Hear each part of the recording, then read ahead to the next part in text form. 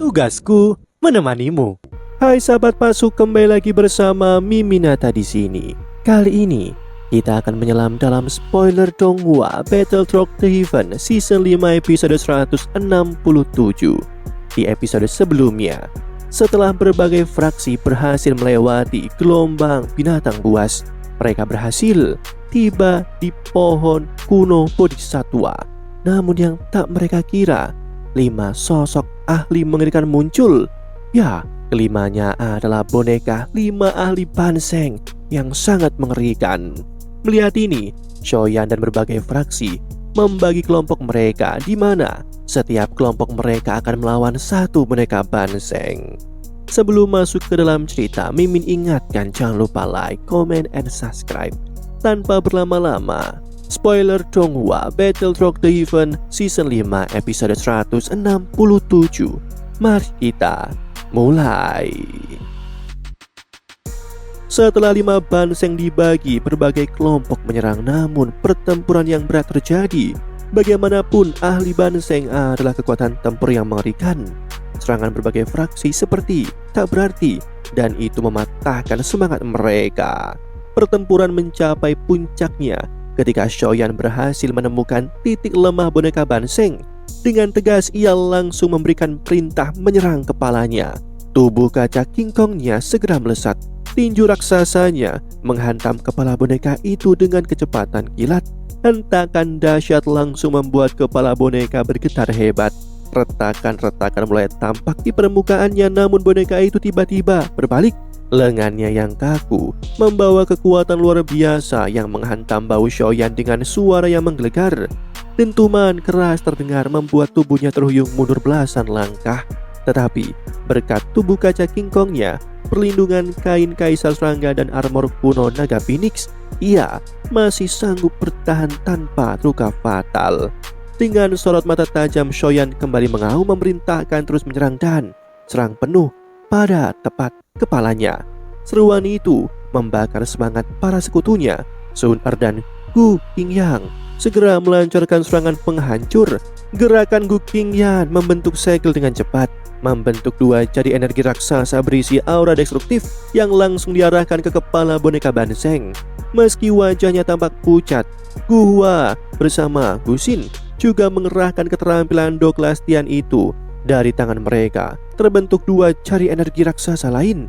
Meski kekuatannya jelas tak sebanding dengan Gu Qingyang, di langit petir berwarna-warni mendadak berkumpul langsung menyambar turun dengan kekuatan menakutkan. Itu serangan Cailin yang diiringi oleh uap racun dari Sho Yishan.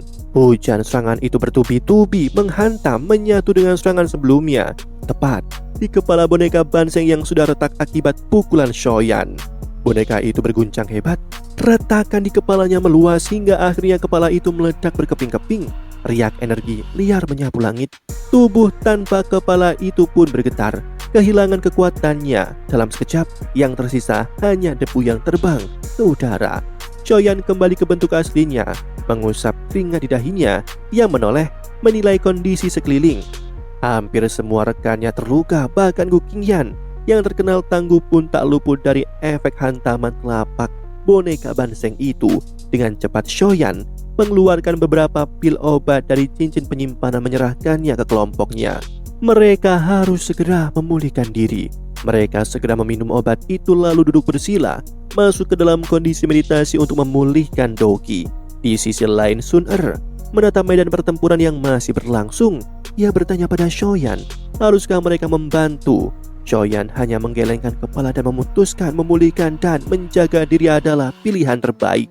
Shoyan sadar ini bukan waktu untuk menunjukkan belas kasihan. Semua orang di sini adalah pesaing.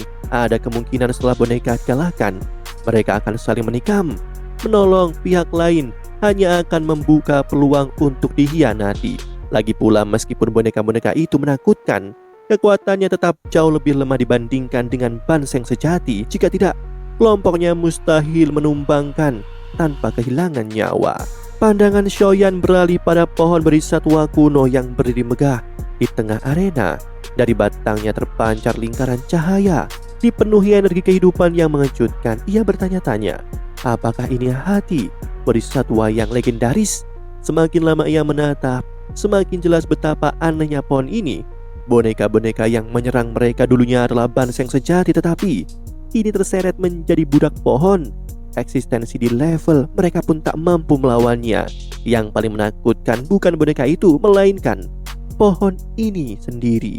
Shoyan mengingatkan untuk hati-hati, bagaimanapun nyawa mereka lebih penting dari sebuah harta. Di sisi lain, kelompok Hunyu menghadapi pertempuran yang sulit. Usaha mereka mengepung boneka Banseng tidak berjalan mulus.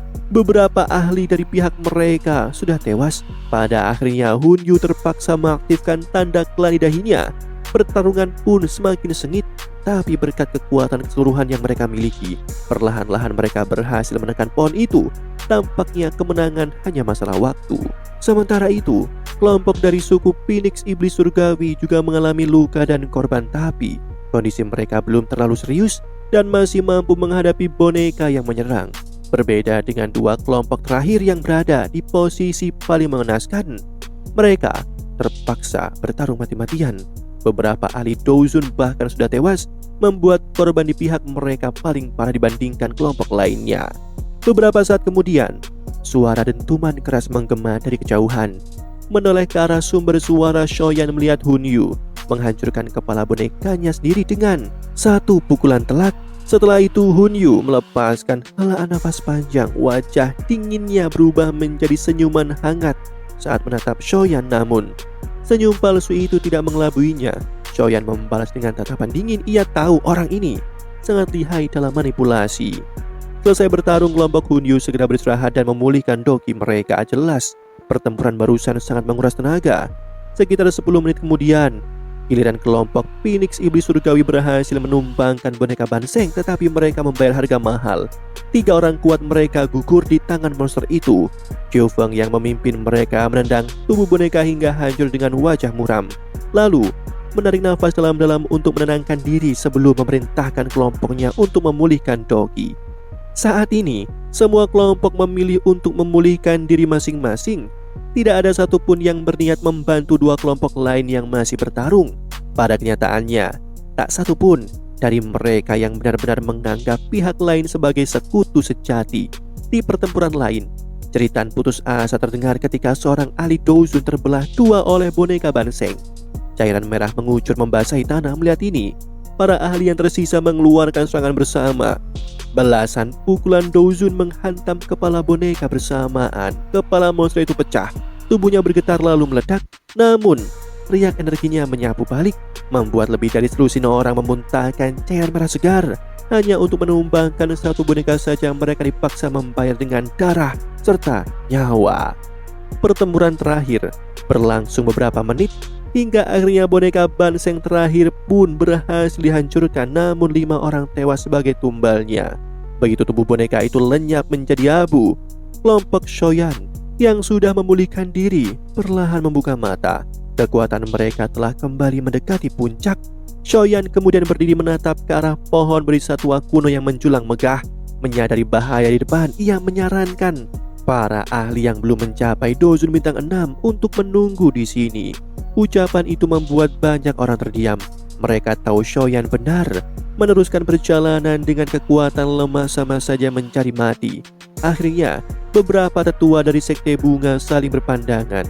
Lalu dengan mantap meminta Shoyan menjaga ketua sekte mereka, karena hanya Yun Yun yang pada tahap itu, sedangkan Nelan Yanran akan menjaga kelompok Sekte Bunga.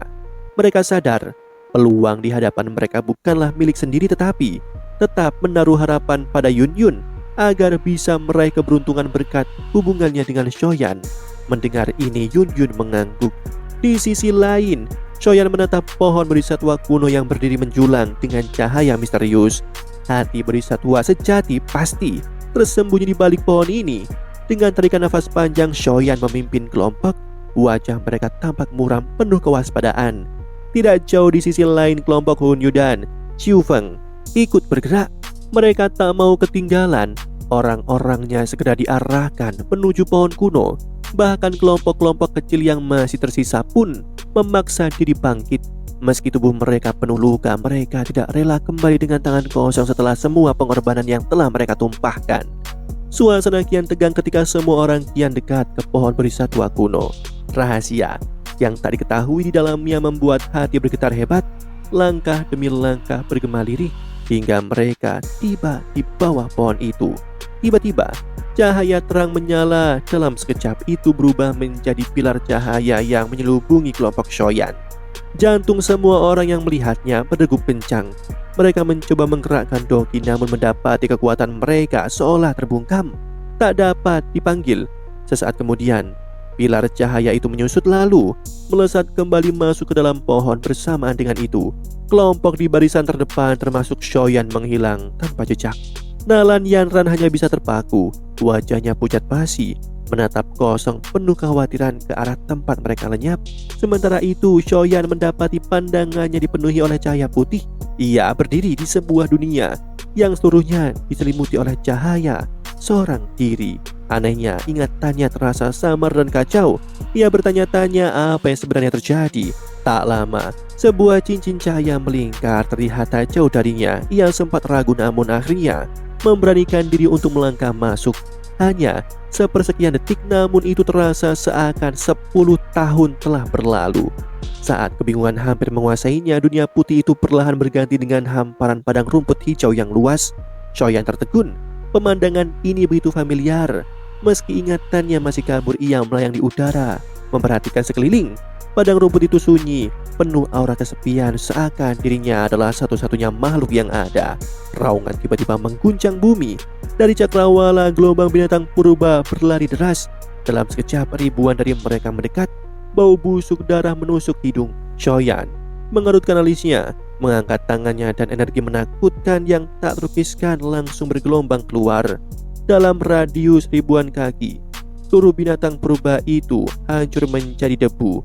Tanpa peduli seberapa kuatnya mereka, ia menatap tangannya sendiri dengan keterkejutan, seolah dunia bisa runtuh hanya dengan kehendaknya.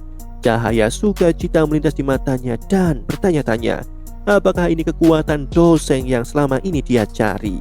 Belum sempat ia tenang, raungan lain kembali bergema. Gelombang binatang buas berikutnya menyerbu. Cahaya merah menyala di matanya, keganasan berkilat. Senyum maneh merekah di wajahnya, tangannya menghantam tanah dan seketika jejak telapak tangan raksasa sepanjang 100.000 kaki terukir. Energi penghancuran melebar luas.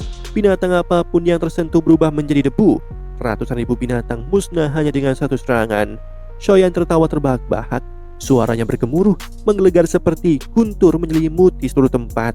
Dengan penuh tekad ia meraung, "Klan Hun Aula Jiwa, aku akan menghancurkan kalian semua." Namun tiba-tiba ruang di belakangnya terdistorsi. Sekelompok manusia terhempas keluar dengan mengenaskan. Mata Shoyan menyipit. Itu tak lain adalah kelompok Hun Yu. Mata Shoyan berkilat merah. Ia mengulurkan tangan. Wajah Hun Yu panik dan bersiap melarikan diri, namun ruang sekelilingnya seketika terkunci rapat. Sebelum Doki mereka sempat melonjak, ruang itu runtuh, berubah menjadi lubang hitam. Melumat tubuh kelompok itu jadi daging berdarah. Shoyan menatap dingin sisa tubuh mereka dan yakin kekuatan ini cukup untuk membalas dendam. Dengan satu langkah, ia menembus ruang. Setiap binatang buas dalam radius 10.000 kaki langsung meledak menjadi gumpalan cairan merah hanya karena tekanan aura. Sinar cahaya memecah langit, ledakan beruntun terdengar. Sungai merah terbentuk di jalur yang ia lalui. Dalam kurang dari 10 menit ia sudah melintasi seluruh wilayah. Matanya semakin merah, senyumnya semakin aneh. Akhirnya tubuhnya muncul di sebuah gunung di perbatasan. Kedua matanya kini merah, penuh aura membunuh. Ia menatap kota gurun dari kejauhan. Namun sejenak ekspresi kehilangan muncul. Di wajahnya ada perasaan aneh yang mengusik, seakan sesuatu tak beres.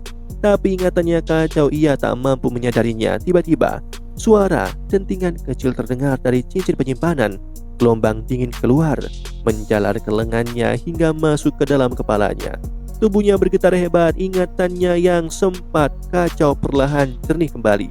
Sesuatu yang asing, gelap, seakan tercabut dari pikirannya. Kemerahan di matanya perlahan memudar. Saat kesadarannya pulih sepenuhnya, wajahnya menjadi gelap. Ia sadar ilusi ini begitu nyata hingga ia tak sadar terjebak di dalamnya. Ia mengeluarkan benih berisatwa dan sadar jika bukan karena benda ini membersihkan pikirannya, mungkin dia sudah berubah menjadi boneka seperti 5 boneka Banseng sebelumnya. kehilangan jiwa menjadi mayat hidup. Begitu benih bodhisatwa muncul, langit di sekelilingnya bergetar. Adegan ilusi itu hancur, runtuh berantakan. Ia mendapatkan kembali kewarasannya. Demikianlah spoiler Donghua Battle Rock Ribbon Season 5 episode 167. Sebelum Mimin akhiri, Mimin ingatkan jangan lupa like, comment, dan subscribe. Karena tugasku kan selalu menemanimu.